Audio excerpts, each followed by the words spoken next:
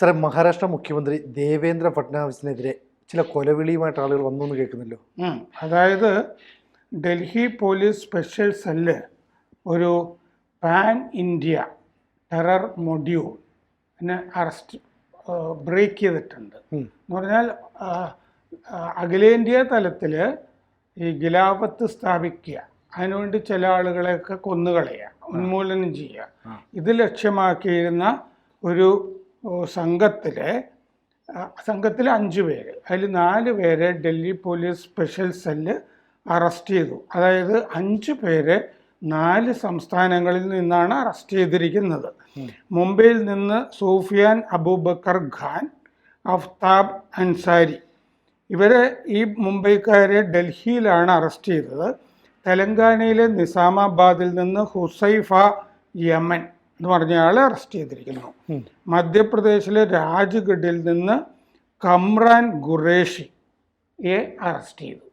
അപ്പം ഇവർ ചോദ്യം ചെയ്ത് വരുമ്പോഴാണ് ഇവർ പറഞ്ഞത്, മുംബൈയിലെ വലിയ രാഷ്ട്രീയ നേതാവിനെ കൊല്ലാൻ ഞങ്ങൾ പദ്ധതിയിട്ടിരുന്നു. IS ബന്ധപ്പെട്ട ആളുകളാണ് ഇവർ. ഈ 5 പേരും ഇവർ മുസ്ലിം യുവതികളെ വിവാഹം ചെയ്ത ഹിന്ദുക്കളെ കൊല്ലാനും പദ്ധതിയിട്ടിരുന്നു. ഇവർ അതിനെ വിളിക്കുന്നത് ബാഗ്വ ലവ് ട്രാപ്പ് എന്നാണ്. ബാഗ്വ ലവ് ജിഹാദ് എന്ന് പറയില്ലേ, അതിൻ്റെ ഒരു ബദലായിട്ട് അവർ ഇപ്പോഴത്തെ കാണുന്നതാണ് ഭഗവ ലവ് ട്രാപ്പ് എന്ന് പറയുന്ന പരിപാടി. അപ്പോൾ അഫ്താബ് നാസിർ ഖുറേഷി, സൂഫിയാൻ അബൂബക്കർ, ഇവർ 2 പേരുമാണ് ഈ മുംബൈയിലെ നേതാവിനെ, BJP നേതാവിനെ കൊല്ലാം എന്ന് ഏറ്റിരുന്ന ആളുകൾ. അതിനുവേണ്ടി ആയുധം ഇവർ ശേഖരിച്ചിരുന്നു. ഹരിയാനയിലെ മേവാത്തിൽ നിന്നാണ് ആയുധം വാങ്ങിയത്. മേവാത്തിൽ നിന്ന് ഒരാൾ ഡൽഹിയിൽ ഇവർ താമസിക്കുന്ന സ്ഥലത്ത് വന്ന് ഈ ആയുധങ്ങൾ കൊടുത്തു. മുംബൈയിലേക്ക് ഈ വധശ്രമത്തിനായി ഇവർ പുറപ്പെടാൻ ഒരുങ്ങുമ്പോഴാണ് Delhi police ACP Rahul Vikram, Delhi ACP Rahul Vikram, inspector Vinay Pal ഇവരെ പിടിച്ചത്, അവരെ പോയി പിടികൂടിയത്. അപ്പം ഇതാണ് അവിടെ നിന്നുള്ള വിവരം. അപ്പം ഇവരെ ഒരു പാകിസ്ഥാൻ ഹാൻഡ്ലർ ആണ് സ്പോൺസർ ചെയ്തത് എന്ന് പോലീസ് കണ്ടെത്തിയിട്ടുണ്ട്. എന്ന് പറഞ്ഞാൽ പാകിസ്ഥാൻ്റെ പദ്ധതിയാണിത്. അപ്പോൾ ഖിലാഫത്ത് മോഡൽ എന്നാണ് ഇതിനെ വിളിക്കുന്നത്. ഇന്ത്യയിൽ ഖിലാഫത്ത് സ്ഥാപിക്കുക എന്നുള്ളതാണ് ഉദ്ദേശം. ഖിലാഫത്ത് അറിയാമല്ലോ അല്ലേ?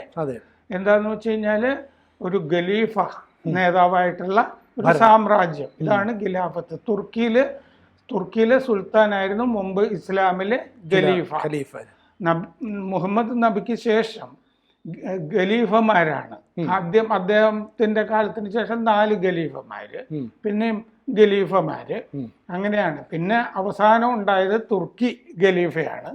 അത് മറ്റേ 2ാം ലോക യുദ്ധത്തോടു കൂടി അത് അവസാനിച്ചു. തുർക്കി സാമ്രാജ്യം വിഭജിച്ചും പോയി, ഖലീഫ ഇല്ലാതായി. പക്ഷെ ഇവിടെ മറ്റേ 1921 അല്ലേ, ഇങ്ങനത്തെ സംഭവങ്ങളൊക്കെ അവിടെയൊക്കെ ഖലീഫ വേണ്ടെന്ന് വെച്ചത് ഇവിടെ വേണം, അത് പുനഃസ്ഥാപിക്കണം എന്ന് പറഞ്ഞിട്ടായിരുന്നു ഖിലാഫത്ത് പ്രസ്ഥാനം എന്ന് പറയുന്നത്. അപ്പോൾ ഇതിൻ്റെ അകത്ത് അവിടുത്തെ അഡീഷണൽ കമ്മീഷണർ പോലീസിൻ്റെ പ്രമോദ് കുശ്വഹ മുംബൈ പറഞ്ഞിട്ടുണ്ട്, 2 തല പദ്ധതിയാണ് ഇവർ ആസൂത്രണം ചെയ്തിരുന്നത്. ഖിലാഫത്ത് മോഡൽ ഗ്രൂപ്പ് ഉണ്ടാക്കുക, എന്നിട്ട് ഗസ്വ ഹിന്ദ് നടപ്പാക്കുക. എന്ന് പറഞ്ഞാൽ ജിഹാദ്, ഗസ്വ ഹിന്ദ് അല്ലേ, അത് ഉണ്ടാക്കുക. ടീം ലഷ്കർ എന്നാണ് ഇവരെ വിളിച്ചിരുന്നത്. ഇവരുടെ ഗ്രൂപ്പിനും ലഷ്കർ എന്ന് പേരുണ്ട്. ഇസ്ലാമിനെ ഇവർ തെറ്റായിട്ടാണ് വ്യാഖ്യാനിച്ചിരുന്നതെന്ന് പോലീസ് പറയുന്നുണ്ട്. ടാർഗറ്റഡ് കില്ലിങ്സ്, അതായത് തെരഞ്ഞെടുത്ത് നേതാക്കളെ കൊല്ലുന്ന പരിപാടി ആണ്. സൾഫർ പൊടി, sulphuric acid, nitric acid, sodium bicarbonate, ഇതൊക്കെ ഇവരുടെ കയ്യിൽ നിന്ന് പിടിച്ചെടുത്തിട്ടുണ്ട്. IED പരിശീലനം അവർക്ക് കൊടുത്തിരുന്നു, എങ്ങനെയാണ് ബോംബ് ഉണ്ടാക്കുക എന്നുള്ള പരിശീലനമൊക്കെ കൊടുത്തിരുന്നു. അതിനാണ് ഈ സംഗതി. അപ്പോൾ PH വെയിങ് ചെക്കർ, പിന്നെ ബോൾ ബെയറിങ്സ്, IED നിർമ്മാണ വസ്തുക്കൾ, വയറുകൾ, മദർ ബോർഡുകൾ, ലാപ്ടോപ്പുകൾ, മൊബൈൽ ഫോണുകൾ, തോക്കുകൾ, വെടിയുണ്ടകൾ ഒക്കെ ഇവരുടെ നിന്ന് പിടിച്ചെടുത്തിട്ടുണ്ട്. രാജ്യമൊട്ടാകെ റെയ്ഡുകൾ പോലീസ് നടത്തി. ഡൽഹിയിൽ 1 ഡസൻ സംശയാസ്പദമായ ആളുകളെ പിടിച്ചു. റാഞ്ചിയിൽ നിന്നും ആളുകളെ പിടിച്ചു.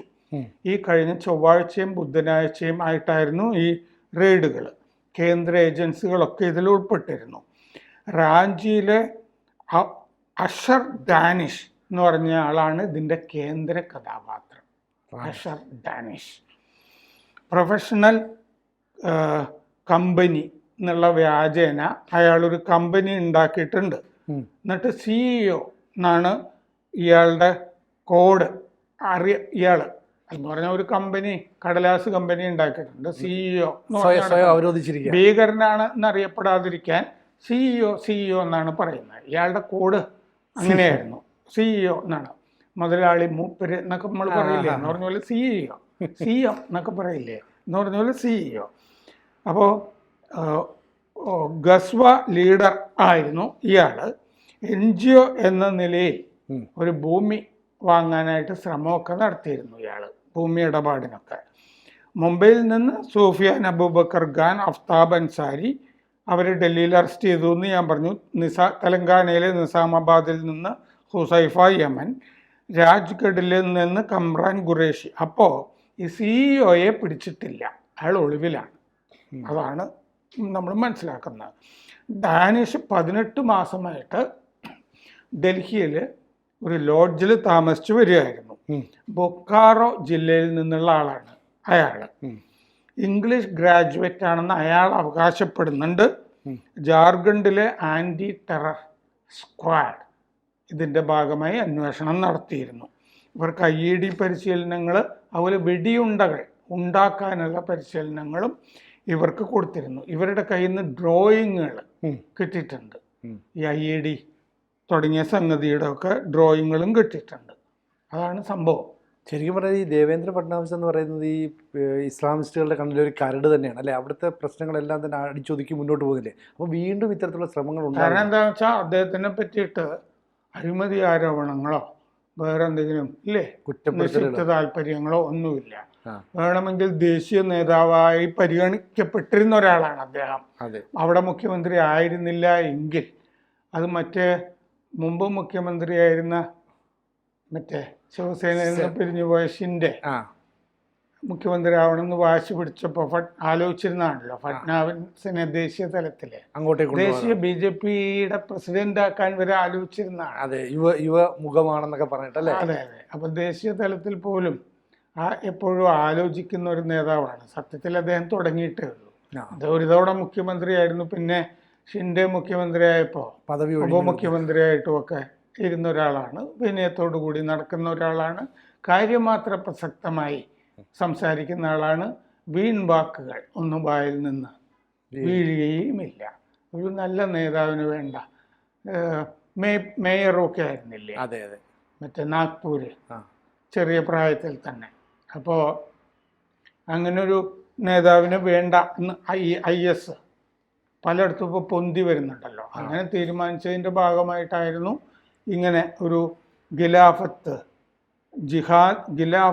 ജിഹാദി നെറ്റ്വർക്ക് പിടിച്ചു എന്നാണ് പോലീസ് വ്യക്തമാക്കിയത്. സാറേ, ഇപ്പോൾ ഈ മുംബൈ ഉൾപ്പെടുന്ന മഹാരാഷ്ട്ര, അത് ശരിക്കും പറഞ്ഞാൽ ഒരു കാലത്ത് ഇത്തരത്തിലുള്ള സ്ഫോടനങ്ങളുടെ, അപ്രതീക്ഷിതമായ ആക്രമണങ്ങളുടെയൊക്കെ ഒരു കേന്ദ്രമായിരുന്നു. പിന്നീട് ഇത്തരത്തിലുള്ള സർക്കാർ വന്നതോടുകൂടി അതിനെയൊക്കെ അടിച്ചമർത്തി. അപ്പോഴും അത്ര ആളുകൾ ഇപ്പോഴും ഒളിഞ്ഞിരിക്കും. അതെന്താണെന്ന് വെച്ചാൽ അന്ന് അവർ ടാർഗറ്റ് ചെയ്തു.